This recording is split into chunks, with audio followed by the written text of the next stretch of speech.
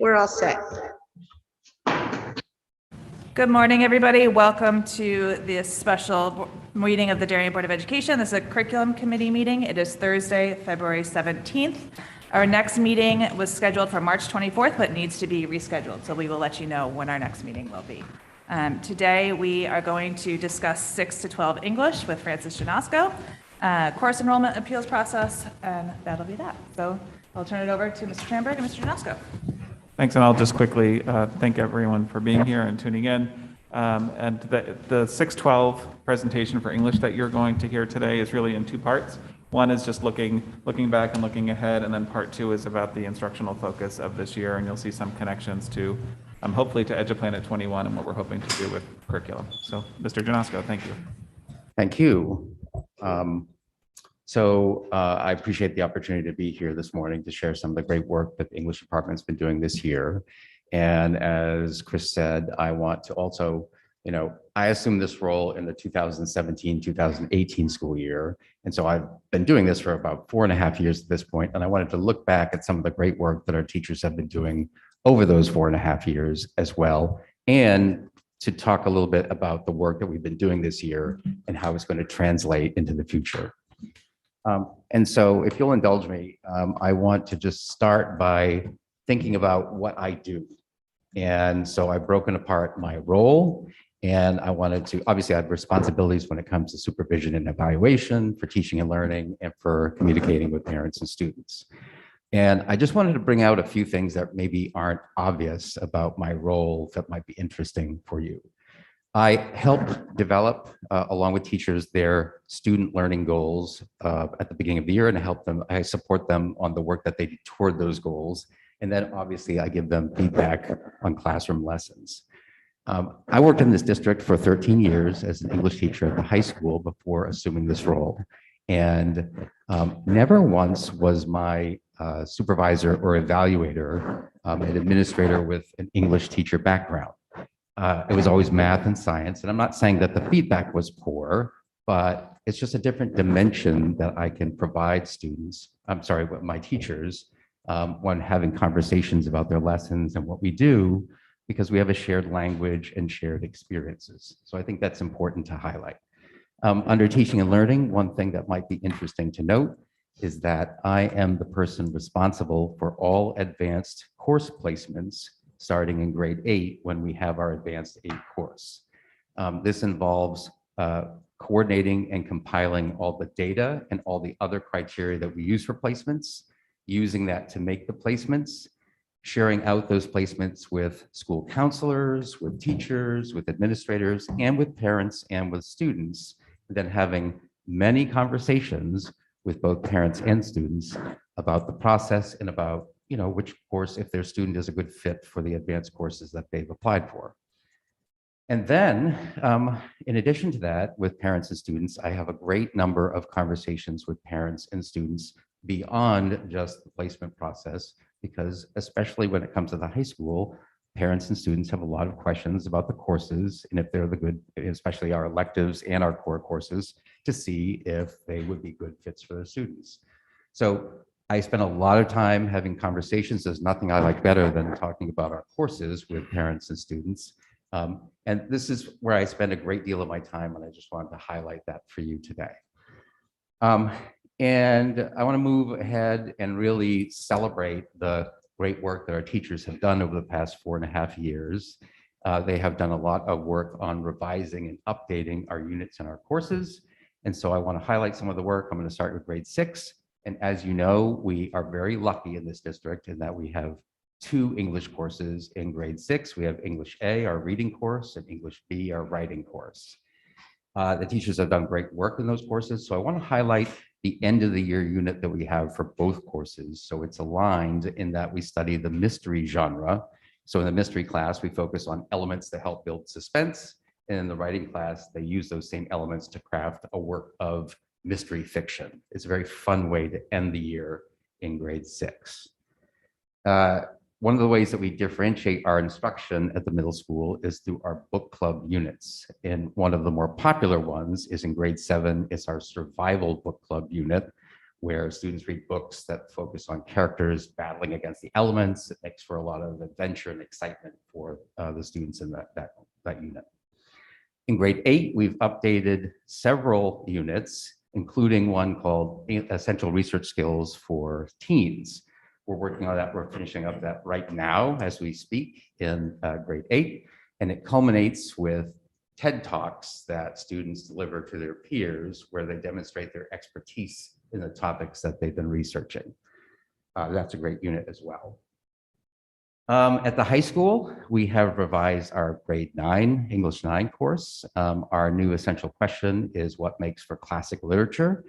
So students in that course read the classics and think about what makes them classic literature, and they apply that in a project at the end of the year in which they read a work of contemporary fiction, and they have to decide whether it attains the ranks of a classic or not and use evidence to support that claim. In grade 10, we shifted to an essential question focusing on seeing the world through different perspectives. And in order to support and enhance that, we've brought in some world literature titles to focus on different perspectives. And our thinking behind that is also to take advantage of, in the history department, they have world studies in the 10th grade year. So to try to align the courses a little bit along those lines. In grade 11, one of the highlights in the last 4.5 years has been to redesignate our 400 level course from an honors course to an AP Lang course. And to do that, we had to change the assessments so that they're aligned with the AP exam. And we also had to change the really cool project that we have at the end of that year, which we call the Editorial Board Project. And that entails students selecting celebrated works of fiction and nonfiction, talking about presenting them their merits with their peers in classrooms, and it culminates in a multi-section conversation among all the students in the class, where they ultimately in a debate decide on the summer reading for that course for subsequent juniors. So it's a really cool, authentic program project that we end the year with. Here's grade 12, and this is what our grade 12 offerings looked like 6 years ago. And to put this in context, actually we're at some of our second semester there, but that's okay. These courses had been in place for with one exception, for more than 20 years for our seniors. And then through the hard work of our teachers and their creativity, listening to the interests of our students, and through the generosity of the Board of Ed to help us with resources, our senior year looks like this. I'm not sure why it's all out of place the way it is, but we see a lot of thematic semester literature units in one semester, and you can't see it because it's hidden behind that photo. But in second semester, we have what I would call our crown jewel, which is English Capstone. It's a phenomenal course that our students reflect on their educational career in our schools and think about how they're going to apply that education as they move forward. I want to celebrate our summer reading. We've made some changes to align the assignments at the middle school for summer reading. We have made some changes to align our expectations at the high school so that all students are expected to do summer reading at the high school. And I also want to highlight a program that we have at the middle school called the Summer Reading Ambassadors. It's a cool program where we partner with the town library, and you see a picture of Mia Orabona, the teen librarian there. So we work together and we wind up having students from grades 6 and 7 apply for this program. We select 16 of them and they select readings that the town library is promoting, which we also promote as well because that could be our summer reading for middle school.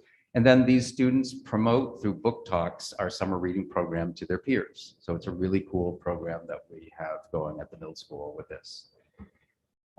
We also provide extra levels of challenge to those students that need it. And we also provide extra support for our students that need it. And I want to highlight one thing that we do, one thing that we support that does a little bit of both.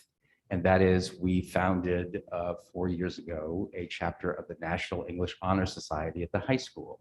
And this honor society, the members, as their service requirement for that honor society, they spend a little time every week in our peer writing center working with students Our teachers provide them with training to help guide them in having writing conferences.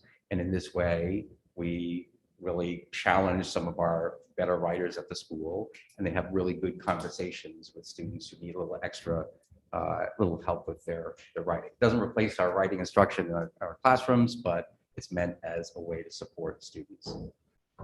I should also mention that NEHS also co-sponsors some of our great events. Last year, we had a special guest author visit, Madeline Miller visit us virtually for our students. And this year, I'm pleased to share with you, I'm not sure if you know this yet, but at the end of this month, we're bringing in Pulitzer Prize winning author Michael Cunningham to give a talk to our sophomores in the auditorium. So we're very excited about that event, which is co-sponsored by NEHS.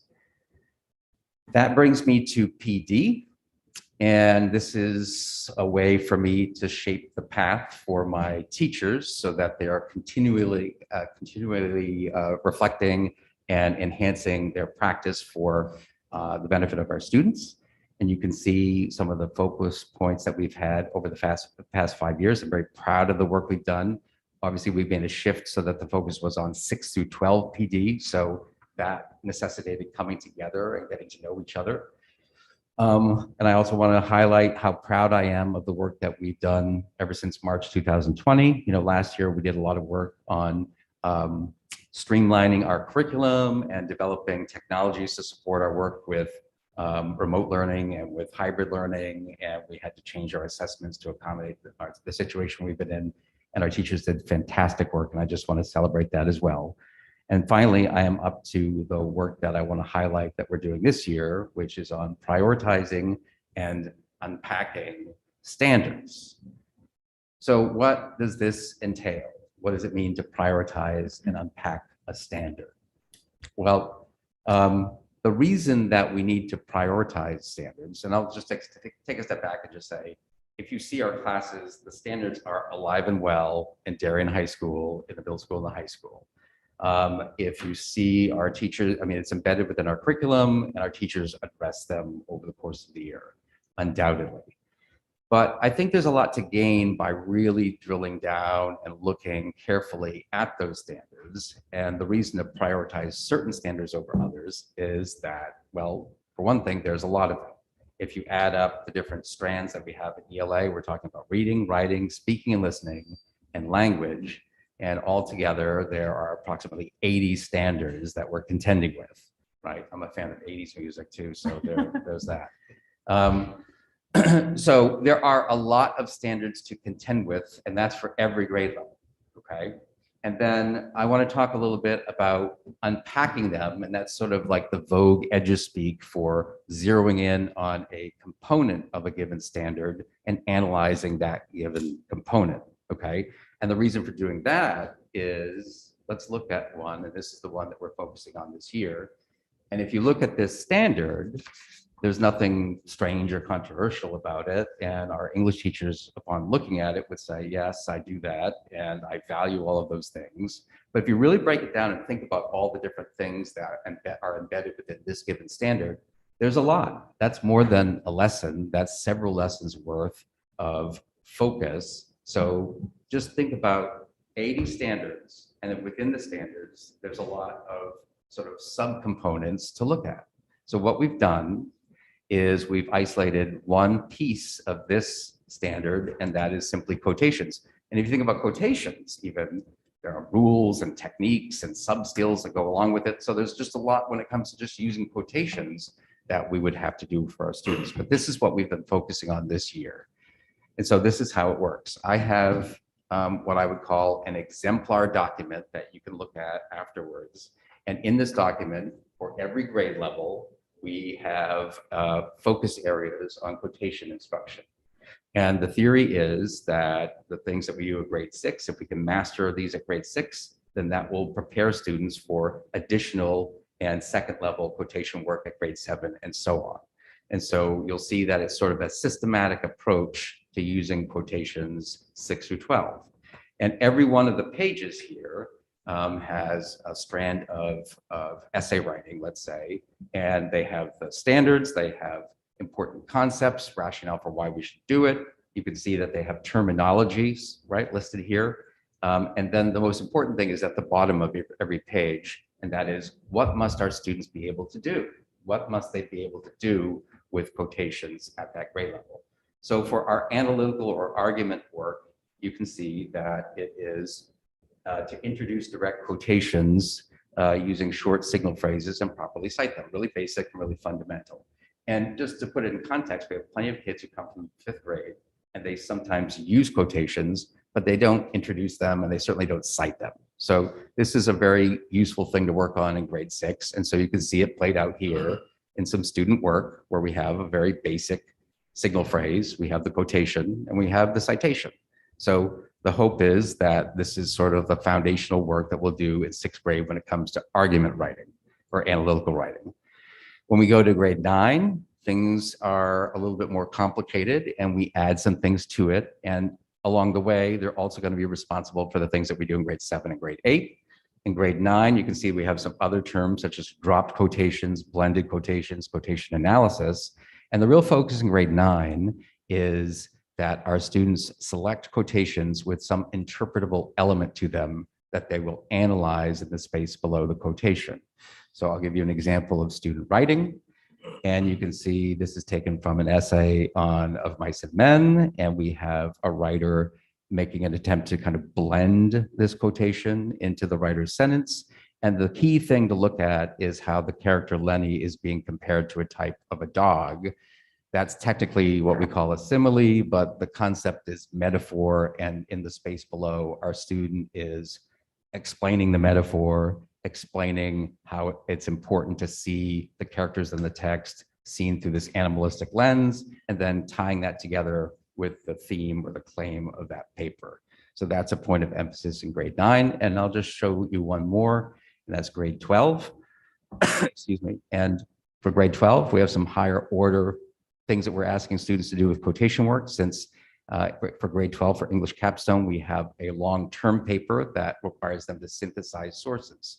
So one of the things we ask them to do is to properly cite sources within a given sentence or within a given paragraph, so the reader can obviously know which source is being cited throughout, because there's a lot of them there. And then to properly do a block quotation, which they'll have opportunities to do in that paper. And so this is just an example of a properly used block quotation. Now I have the actual student works here redacted, and if you want to look at those, and you can see some other things, how they play out in those student examples if you'd like. Well, the point to all of this is not that we're going to forever be focusing on this one unpacked standard of quotations, but that this is stage 1 of our work.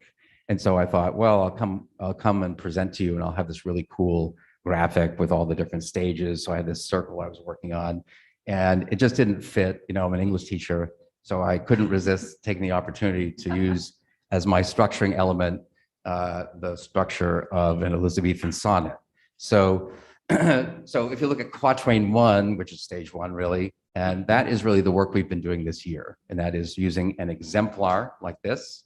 We are focusing on 1 prioritized unpacked standard differentiated by grade level, and we're doing that work this year. Our second quatrain or second stage is to have the teachers to prioritize several or an assortment of standards that are high leverage, and to unpack those and to replicate the work that we've done in these exemplars in what they identify as important. The third stage, or the third quatrain, and if you're interested, this is the quatrain with the EF rhyme scheme. We want teachers to develop models of what that's going to look like in terms of student work, and to target lessons that really get at those standards. And then finally, our rhyming couplet is that we want our teachers to develop assessments that are designed to measure how well our students do with those standards. And as you heard from Chris Tranberg, he introduced you recently the curriculum mapping software or platform called EduPlanet 21. We're in the very early stages of getting to know what that looks like, but early indications are that it's really going to focus on assessments, and it's going to allow for us to bring in those prioritized and unpacked standards into that. So I think it's going to dovetail nicely with that platform. So that is really it. I just had a couple things I wanted to add, if you don't mind. I wanted to just show my appreciation for a great number of the English teachers at the high school and the middle school have chosen this quotation work as their SLO for this year for their student learning objective. So I'm very appreciative that they have made this a focus for their year. I am also, I just want to, I want to share with you that I guess maybe this is not, you know this, but I just feel like it needs to be said anyway. You know, teachers don't get into this profession because they have some deep desire to work on the Connecticut state standards, right? It's something that's important and it's something that they care about and value and do. But I just want to highlight and show my appreciation for all the other things that our teachers do, because if you see a lesson in the middle school or the high school, you will see that our teachers on a daily basis provide our students with a very rich and meaningful experience that transcends any of the learning standards. So I want to make sure that they know that and you know that. I think we all know that, but I just feel like that needs to be said as well. And at this point, I just want to turn it over. If you have any questions about anything that I have mentioned thus far, I'd love to address it. Thank you, Francis. That was really thorough, and I definitely learned some things. I think what popped out was the value of the department chair role, and and I appreciate you unpacking what you do. I think just having a 6 to 12, making sure that it builds from 6, 7, 8, and so on is really, really important. And I think that value showed here, even when you're unpacking that one small quotation standard, it was very clear how it moved from the youngest secondary up until senior year. So thank you for that. I'll open up to board questions if anybody has any. I appreciate that. I just had a couple questions. One, are you using MLA for citations? Do the kids have access to sources or that the parents know? Because not every parent knows, how they can support their child with that.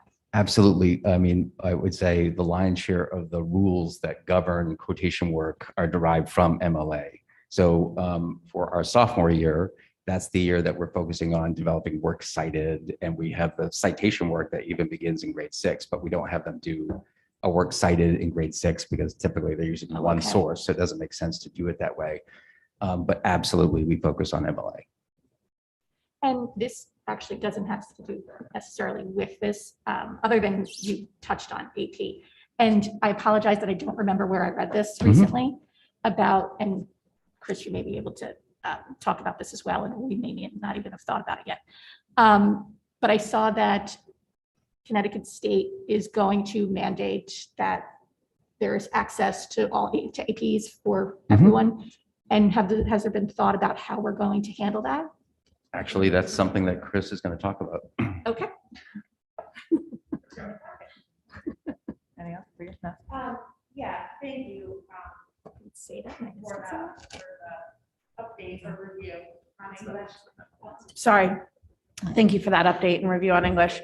I guess part of our work years ago on the board was making sure the transition from writing and writing skills in the middle school matched expectations in the high school. How do you feel that work is going? Are your teachers giving you feedback, kind of both up and down, of how that work is going? Do they feel students are prepared entering 9th grade? Because it is significantly more work and we are expecting more kids. Do you feel that work is continuing? Yeah, and I think that this is a small example of how that is going to continue to work. We have very, strategically placed at the 8th grade. If you think about like this quotation use, in the 8th grade level, what we're having students do is include some quotations and sort of blended and introduced in certain ways. And then we want to make sure that they're able to explain the quotation and also explain why it's important. That's like the next step toward the analytical work that we're going to do in 9th grade. So if they're able to do that work in 8th grade, it sets up the work that I explained to you just a few minutes ago in terms of the analysis that we do in grade 9. The only difference is that we're not so concerned about finding an interpretable element in the quotation in grade 8. And a lot of the reading that we do at grade 8, there's a lot of great books that we do, but there's a little bit more emphasis on YA and not on, say, some kind of classic literature. So there isn't always interpretive elements in it. But this is an example of the work that's meant to make that transition from 8 to 9 easier for our young writers. Just one other quick thing I would say. For the course 12 work, I think it's been, the English department deserves kudos for rearranging those classes.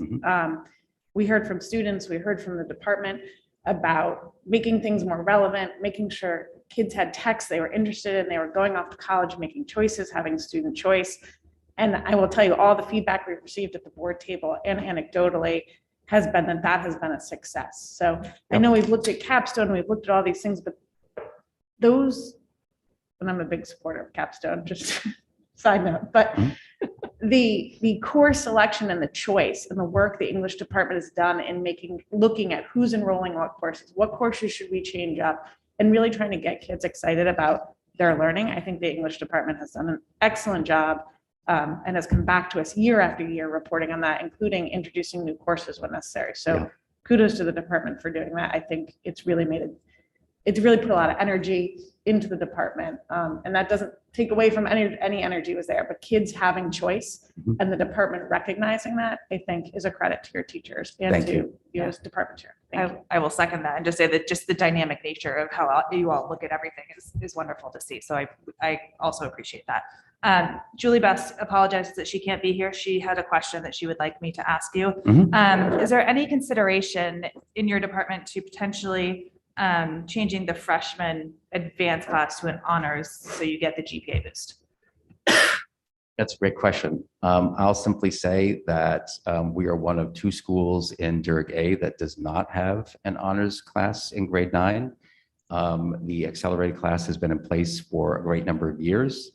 I think that, that is something that certainly our teachers would be interested in talking about. But I think the most important thing to consider is the 9th grade year was done by design because at the time there was an effort not to have all of the 9th grade class have honors level courses and have students making that transition get overburdened by taking too many of those courses. And so accelerated 9 is meant to be sort of a sub-step in between a regular course and an advanced course. I mean, it is an advanced course. And but as you probably know from experience in any accelerated courses at the high school, it's very difficult to walk that line consistently. And we do expect a lot of the students in that course. So your point is well taken. What we've tried to do is give students an assortment of different levels. In history, they have a heterogeneous year. We have accelerated courses, and we have in biology, we have honors. So it's a great conversation to have, and I would look forward to that. Thank you. Can I just want to dovetail on that one thing that you mentioned, that it was kind of a sub-step. So if you did, because the thing is the kids that do math 3, right, do have the opportunity for honors math in 9th grade, right? So this was part of the whole AP English Lit English Lang. There wasn't the same opportunity for AP classes years ago for the English student, right? Which was great. So thrilled that that AP course came about. So if you did switch the 9th to an honors English, are you saying it would then even become more burdensome on the child? Just curious. Like, well, I shouldn't say burdensome. in theory, I should say a heavier workload. No, I understand your question. And, in theory, what we have in place, this accelerated course shouldn't be, it's designed to prepare kids for the honors track, if you will, that begins in grade 10. So in preparing them, obviously, we want to make the work challenging and give students a sense of what we expect. But I would think that if we made that into an honors course, then it would, possibly raise the expectations of that course, and that could happen. I just want to point out one last thing about our curriculum and about access to honors and AP, that we made a very conscious decision several years ago when we brought the AP Lang course to the 11th grade. Because if you look carefully, we also have an AP Lang class in 12th grade.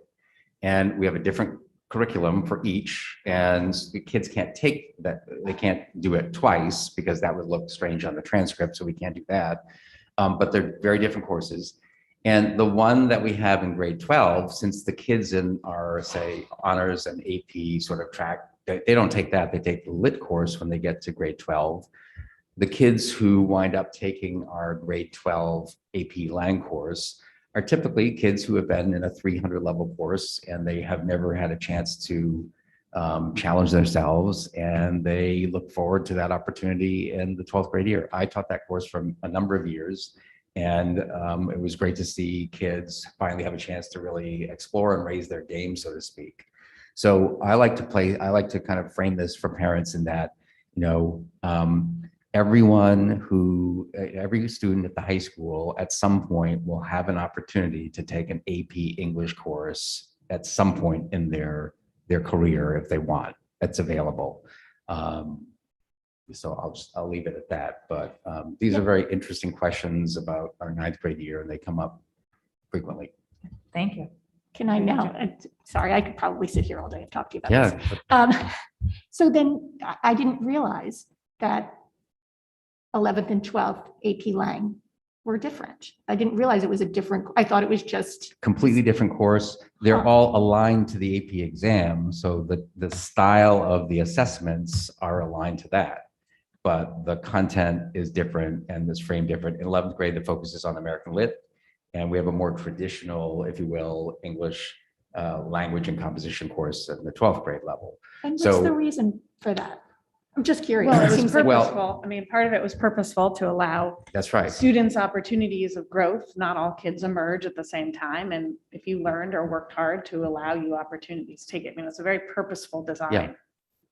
Yeah. no, I mean the different curriculum, the different content. If it's not going to be the same kids taking the course, I was just, I suppose we could duplicate it, but I would just say that if you look into any of the AP English classes, they have suggestions, but it's sort of open to different schools and how to interpret that and frame it.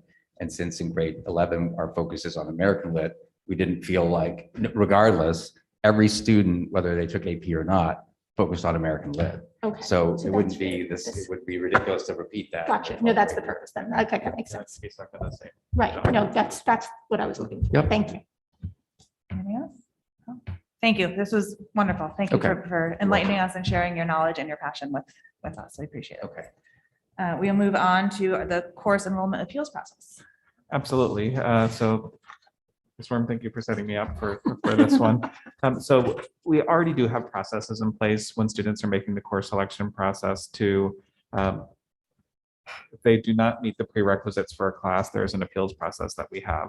There is legislation that is in effect as of July 1 of 2022 that puts some guidance on that to allow all students to have access to the highest level courses. What we're proposing is really just a slight adjustment in the high school's process. So at the end of the day, there can be an override, so to speak, with even after students go through the placement process and the appeals process that we have, that students and families can work together to override placement into that course. So that's the adjustment that we're making, and we feel like it better aligns us with the legislation.